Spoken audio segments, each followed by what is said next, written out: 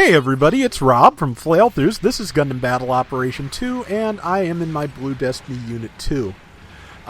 This is a Friday Night Fights round, and in addition to, a lot of the regular Friday Night Fights folks, like Salty, like Duchess Snow, like Avocado Zala, aka Last Blazer on there, Angel of Death 20, aka Always Sonic, was able to join us, which is great. It was nice to have everybody in one place. It was pretty cool. So, I am in the Blue Destiny 2.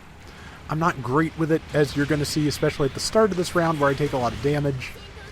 And I'm just looking for, good places to stick some attacks early in here, and it's not quite working out for me.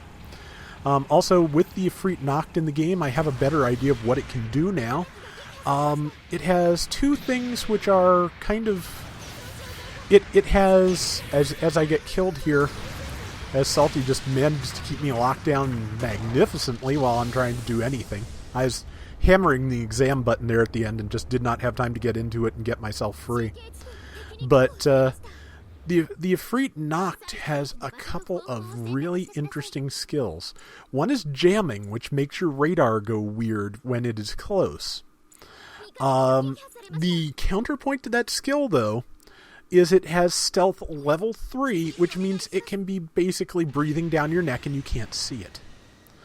The jamming kind of, takes out a little bit of that benefit because you can't, you're not totally invisible. You get that nice, you get some nice, Friday the 13th music basically in your head because something is stalking you and it's a matter of who and what. As people have said, though, that when it's really dangerous, it's like on that first approach to the hill, when, everybody's around, who knows where that signal is coming from.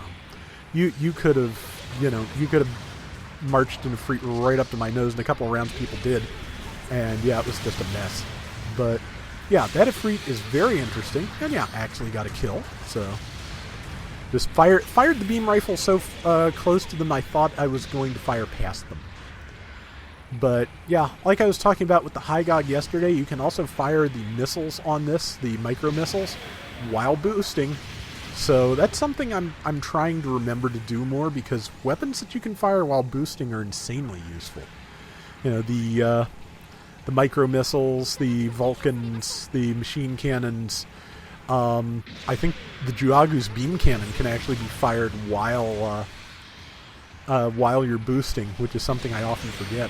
As slow as the Juagu is, it's a thing you don't always remember. But let's see, looking around to see what's a good angle to attack from. That hill I am very nervous about because just a lot of open country for me to get attacked on. But here's that person coming towards me, and that's a good avenue to be, pursuing. But they're staying close together pretty well. Very low health person up on that hill if I can land a beam shot.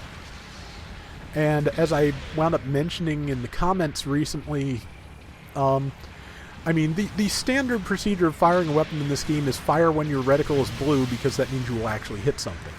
That said... Oh! Hello, Proto Gundam right behind me. That said, charging beam rifles when fully charged, if I haven't mentioned this before or haven't mentioned it in a while, they do get a very small increase to their range when fully charged. So, if you can, try landing your shot when you're slightly outside of range when it's fully charged, and you might get it. Especially if you're using the gun tank sniper rifle, or gun cannon sniper rifle. Oh, Brain, you and I are just not quite on good terms. There's a Zaku 1 sniper, which is a perfect thing for me to be stabbing, and I managed it finally. And then while I was doing it, they killed me. But that was when we were all kind of just arguing over that kill. But not actually arguing, but just, how it goes when somebody is, right there and everybody tries to launch an attack. We're down about 1,400 points. Like I said yesterday, I don't think we win this one, but... good time was had. I think I had a few decent moments here in the thing. It's one I want to get more practice with. I want to get Unit 3 one day. There's a lot of things I want to get one day in this. The Pale Rider, the Ifrit Noct, And probably whatever goes up this Wednesday night into Thursday, because you know how this game is. Let's see, and I am the ace, and I just remember saying, oh no.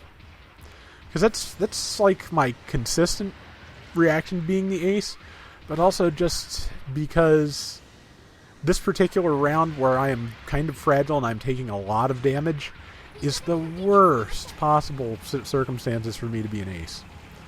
Number 6 there is kind of like way up on the hill by themselves. I don't think we're all going to be able to get over there. I'm trying to provide some long range support, but I can only do so much. And as the ace, I can't really go bashing over there to try and draw them out on my own, because I don't want to throw, what is this, 400 points? Yeah, I don't want to throw them 1,200 points trying to rescue one person. So apologies there. See, I think their ace is a Gelgood cannon. I'm not quite sure what it is, but it is. I got a kill. And yeah, whatever their ace is, we are polar opposites, and I have the advantage. But they're doing a really good job of making that hill a very daunting place to approach.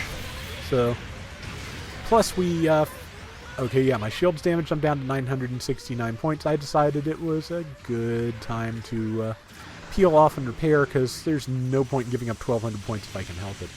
And they are all right on us, so I had to get myself back up, because what else are you going to do?